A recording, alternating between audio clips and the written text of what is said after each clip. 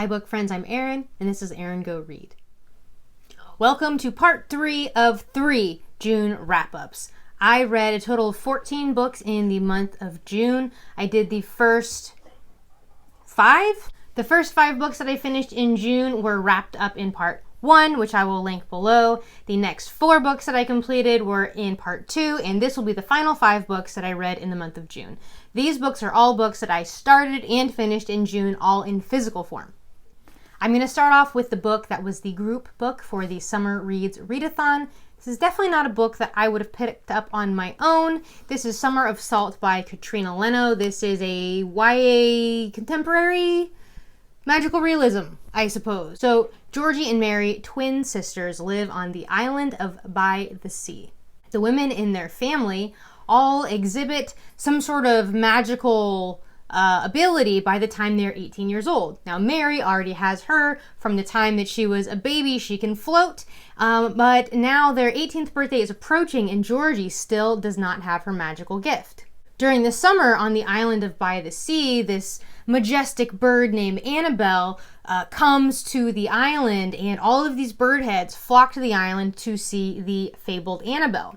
But this summer, Annabelle is late. She hasn't shown up, and the bird heads and the Fernways, the family that runs an inn, are very concerned about Annabelle's well-being. Where is she? Why is she late? What is happening?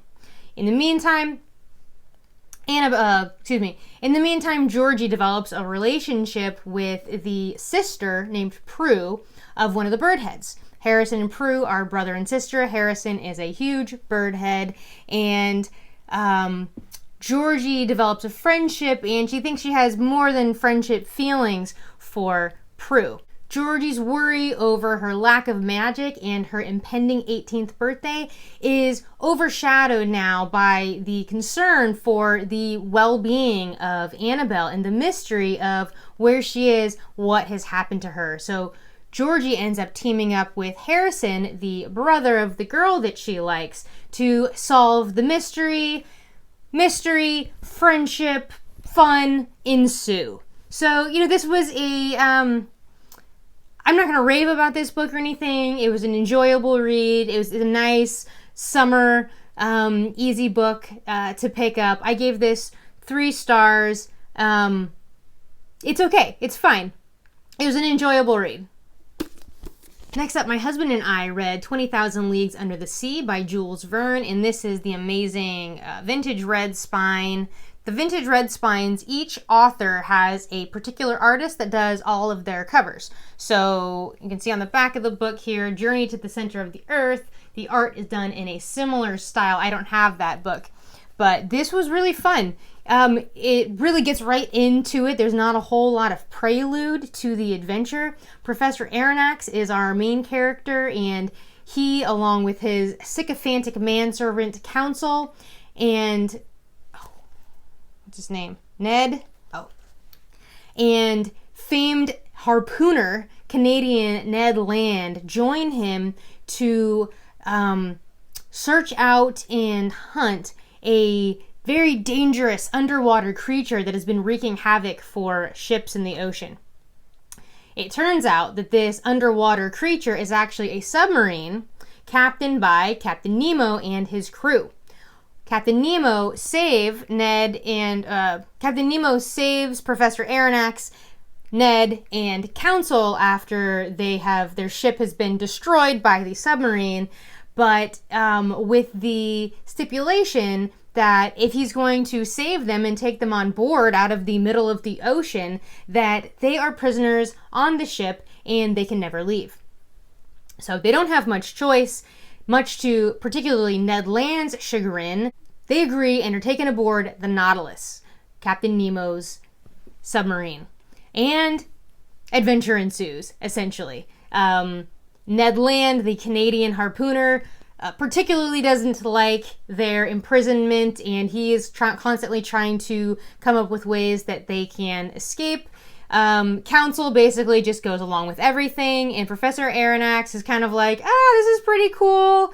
Captain Nemo showing me the ship, showing me all sorts of stuff. He's very interested in the scientific endeavor of what's going on and exploring under the sea and all this. He's kind of lukewarm on the whole escape thing. So we basically just follow their underwater adventures, and it was really fun. I was surprised at how modern and simple the language was to follow, and it was just a really great adventure. My husband and I gave 3.5 stars to Jules Verne's 20,000 Leagues Under the Sea.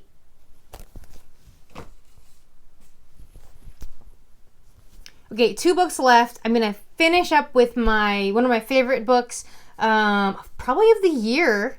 And so we're gonna go nonfiction before I get to the last fiction book. The nonfiction book that I read in June was The Inflamed Mind, A Radical New Approach to Depression by Edward Bullmore. Bullmore makes a compelling argument using his clinical experience, scientific research, and just kind of everyday people's common experience, things like getting the flu shot or having a oral surgery, to link a causal relationship between inflammation and depression. Some types of depression, which he calls inflamed depression. Now, that's one thing that I didn't understand. It wasn't clear to me toward almost the end of the book that he's not describing all forms of depression. He is talking specifically, he's saying that inflammation causes some forms of depression, and in that case, he would call that inflamed depression. Bullmore spends a lot of time blaming the dualist Cartesian model of medicine for the separation of the body and the mind. Cartesian referring to Descartes, and he goes into great detail in kind of the beginning of medicine. He speaks of Hippocrates and Descartes and Freud and psychoanalysis, and really looking at why we separate the body and the mind from each other, and how that affects the way that mental illness is treated or mistreated, not treated. The background information about the history of medicine and kind of why we have this dualist model in medicine felt a bit info dumpy in sections. It was pretty interesting at times, but other times I thought, okay, can we get to the point, please? It did ultimately relate to what he's talking about and why we are where we are, why modern doctors believe the way that they do. So he ends up giving us a really exciting look at the actual links that there can be found in the research between inflammation and depression. And what I really liked was he used actual studies proving scientific information, basically, but then he also related that in ways that we all are more familiar with. So things like a flu shot or any sort of vaccine. So in order for a vaccine to work, the purpose is to cause an immune response. It's causing inflammation in your body, so your immune system is attacking those antibodies in order for you to be protected in the future against that virus. And many people have experienced where they get a flu shot or some sort of some other vaccination, and for a few days you kind of don't feel great. You feel kind of lethargic and just not your top self, basically. And he's saying that that's basically a minor kind of acute incidence of inflammation in your body causing your mind to be slightly depressed and not really your true self. So the purpose of this book was really to prove the link between depression and inflammation. And it really begs the question, if depression or if inflammation causes depression, then how do we go about reducing or preventing inflammation? Now, that's not the purpose of this book, but it really opens the door for more information and future study in this area. I'm very interested in it. He does make a very small reference to the gut, and I think it's like 80-something%. The vast majority of your macrophages, your basically immune system cells lie in your gut. And so there's lots of emerging research in science now looking at the microbiome and gut health. And so it's a really interesting emerging area of science and medicine that really relates to this. So it's certainly something that piqued my interest and has me wanting to find out more. Ultimately, I gave this book 3 stars. I think it's a really good introduction to the concept, but it basically for me it was just the tip of the iceberg, and it was like the intro to the stuff that I'm actually much more interested in. So I definitely recommend this, particularly if you're into body-mind connection, if you're interested in all in inflammation, wellness, depression, mental health. So that is The Inflamed Mind by Edward Bullmore. And last up for June Wrap-Up Part 3 of 3 is A Heart in the Body in the World by Deb Caletti. Annabelle can't handle it anymore, so our 17-year-old marathon runner starts running. She starts in Washington State, where she lives, and her destination is Washington, D.C. What she's running from is slowly revealed to us like breadcrumbs throughout the book, kind of in flashbacks, until we finally get to the story of what had happened in the past.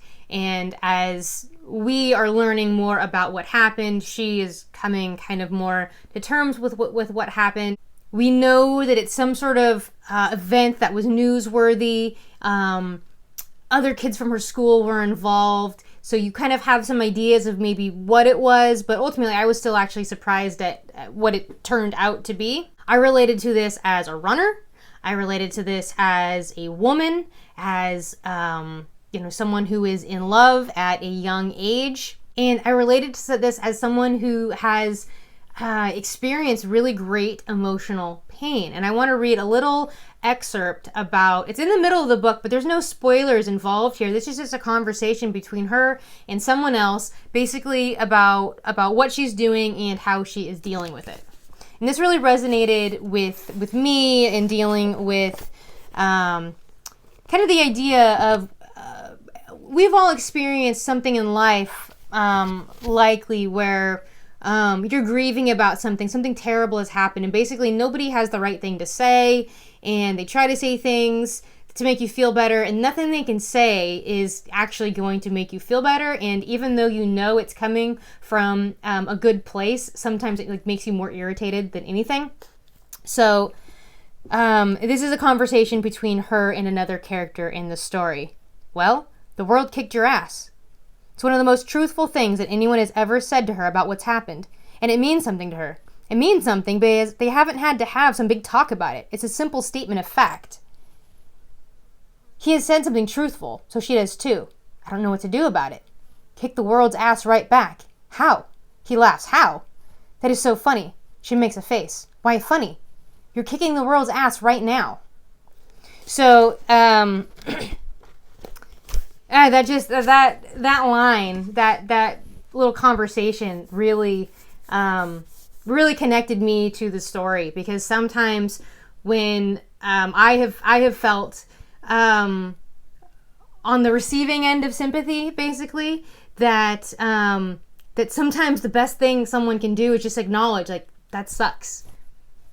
Yeah, that sucks. And I've when I was working as a speech language pathologist, I worked with medically fragile kids and kids on the very severe end of the autism spectrum whose parents had great trials to deal with their kids they love so much, and they want to do anything they can to help their kid, and their life is very challenging. And sometimes the best thing you could say is, that sucks. Just acknowledge it.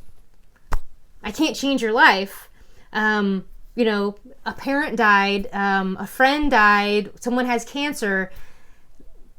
Likely there's nothing that you can do about it. And sometimes just acknowledging that sucks actually is kind of what the other person wants. They don't want you to solve their problem because you can't. These are the last 4 books that I read and finished in the month of June. If you haven't checked out June Wrap-Up Part 2 and Part 1, those will be linked below in the description box. If you've read any of these books or you're interested in any of these books, please let me know. If you want to follow more of my bookish life and journey, hit that subscribe button Thank you for watching. See you around the tubes.